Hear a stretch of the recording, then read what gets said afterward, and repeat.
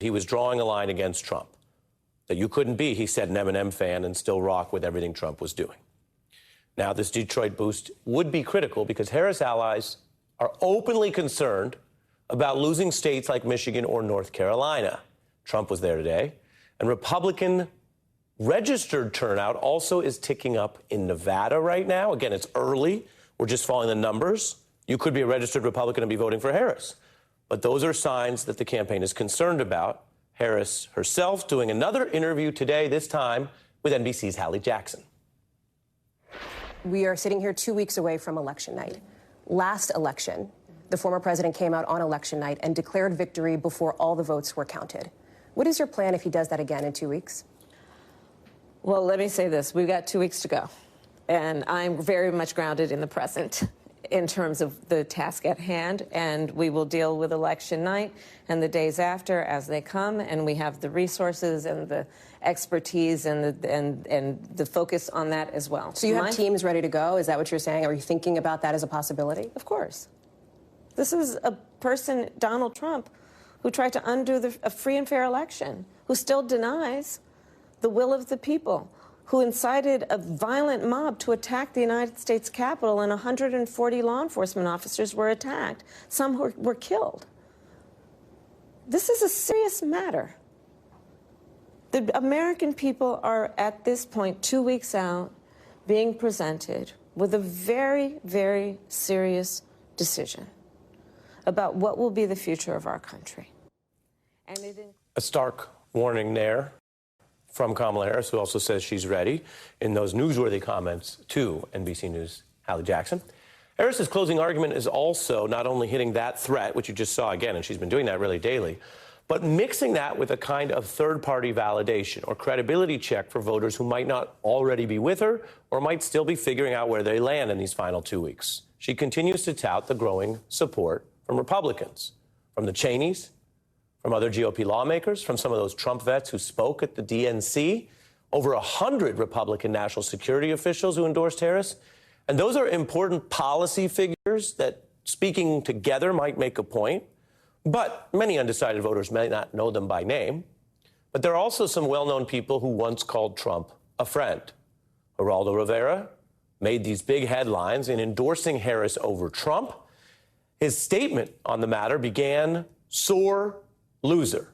He said, as president, he was a loyal friend, and my resulting coverage gave him the benefit of most doubts. But noting how after losing in 2020, Trump ran an increasingly menacing campaign to discredit the election with no meaningful proof, Geraldo, in the statement, went farther than we've seen some people do, given the environment we're in right now. And I want to read this so you clearly hear it before we bring him in tonight. He says to MAGA fans, if you are a Republican, Trump has made a liar of you. He unleashed a violent attack on the center of democracy. Trump is a sore loser who cannot be trusted to honor the Constitution, wrote Geraldo. That is why I'm voting for Kamala Harris. It was a newsworthy statement. It made a lot of headlines. And I can tell you on a big newsy night, he is our leadoff guest, the legendary TV news journalist and host, Geraldo Rivera. He's won a Peabody and Emmy Awards. Hi, Ari. Hi, nice to have you. I've got up on the screen much of your work over many decades in many contexts. But your first time here, and I thank you for joining us tonight. Seeing all those different hairdos. Sure. Thank you, Ari. I am delighted to be here. I am honored, really. Thanks for asking me. Oh, well, thanks for being here. What you say also matters in how you say it and who you say it to. Tell us about what you were getting across there and why you went beyond the usual, hey, here's my tick box, to address people that you say Trump has made a liar out of. Well, I've been against the president, the former president, since shortly after the election, where it became clear to me that he was drinking some kind of Kool-Aid, that he was being very selfish. He was refusing to acknowledge the will of the American people. I thought that it was a passing thing, but it wasn't. Then January 6th happened, and right before my very eyes, there he was, after having incited all those people to put their lives on the line and risking so much from the point of view of the country and the officers who were there and so forth. He just unleashed this frenzy. And I thought that it was so anti-constitutional. It was so selfish. It was so counterfactual that I had to speak up. And on January 7th, I called for his impeachment. That was our estrangement. I thought that I could ride out this kind of cycle. I don't do a lot of politics, my various capacities. But to see him being competitive in every single race, if not leading, I began worrying a few weeks ago that this guy could actually defy all the odds and all the indictments and the convictions and the hundreds of millions of dollars in civil penalties and all the rest of it, and win and become president of the United States again. So I thought I had to speak out, and I'm glad I did. You can always worry about people coming after you as a result. People trying to hurt you for what you do, whatever it is. Whatever it is. But all I knew is I had to speak out. I had to let people know that I was once his friend for many years. Yeah. But by ignoring the Constitution, turning his back on it, that was the end.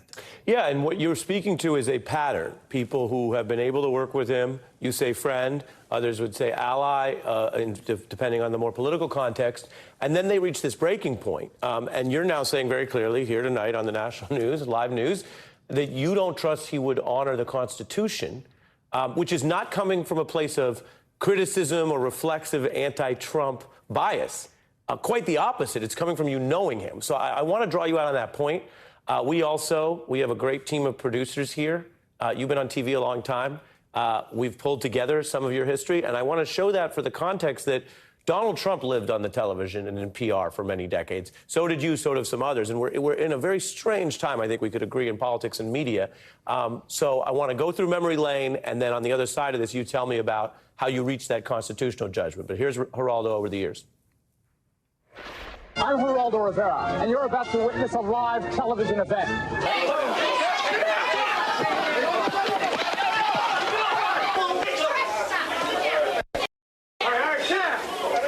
Look me straight away in the eye. Do I look like I'm guilty about anything? You look more guilty than anyone I ever looked in the eye in my life. Really? A massive concrete vault has been discovered.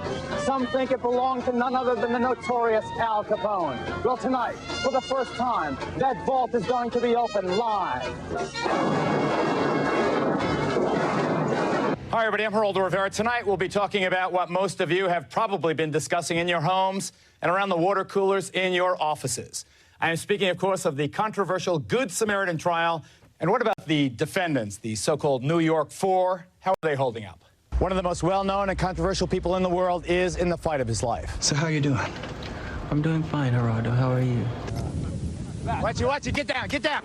This is a typical example of the difficulties that the rebel forces face. You've seen a lot. That's a tiny sample.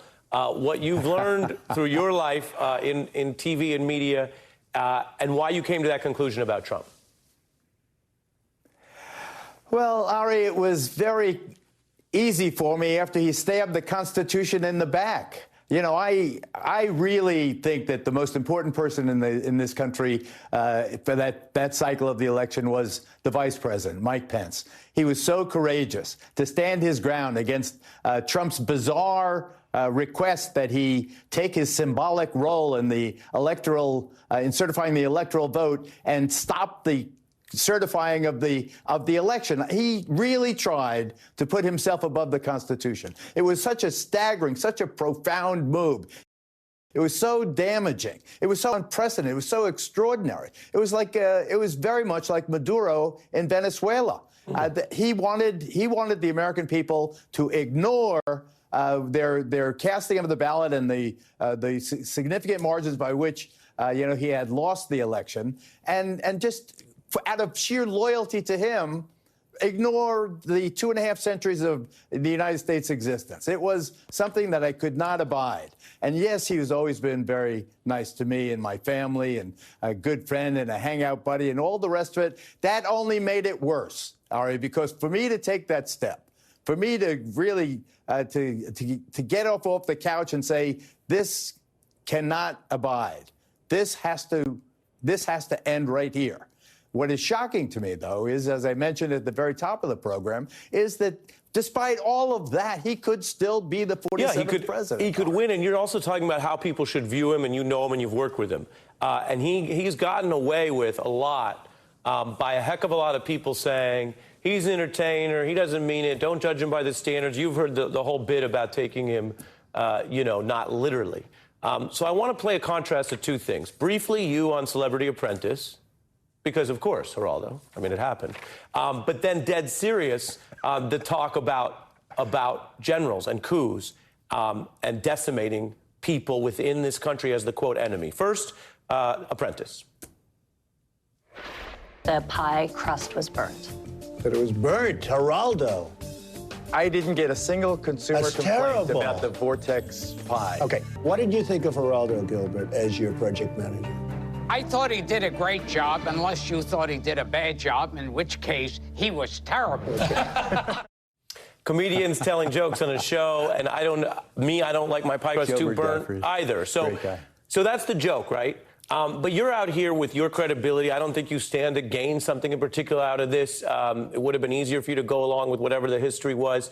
And you're making a warning that people could hear tonight. And you're endorsing Harris, and you're being very clear. And I want to read from this Atlantic piece. Nicole Wallace mentioned this earlier in our coverage today. Trump, I need the kind of generals that Hitler had. Quote, that's according to two people who heard it in the White House. Quote, people who were totally loyal to him that follow orders. There are many ways to make a point that you might want an organized military. We all know what orders Hitler gave and were followed. Do you take this as a serious threat if he got a second term? Oh, my goodness. Let me just very briefly back up to Celebrity Apprentice, because you presented it there, and very importantly.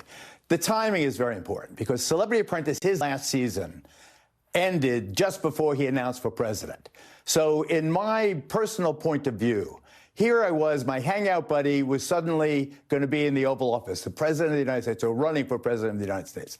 That is a very, very heady mix. That is a very, intoxicating kind of situation. A lot, I would submit, a lot of why people go to work in Washington and in the White House and here and there is be close to power. And, I don't know consciously what my thought process was, except to think that it was pretty cool.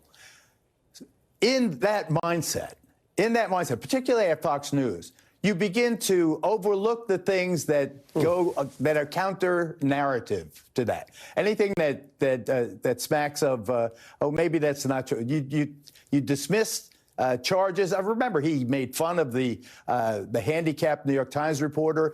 He was horrible toward the sacred memory of Senator John McCain. It was just his service to the country and all the flag at half staff over the White House. Why the hell is that flag down? Famously or infamously, says Trump. So, even though he did a lot of things that when he announced he was running for president, and the Mexicans are pouring over the border and they're sending their rapists and their prisoners, and I assume there's some good people. You forgive so much. And I am so disappointed in my kind of blindness, because when push came to shove, he was revealed by his own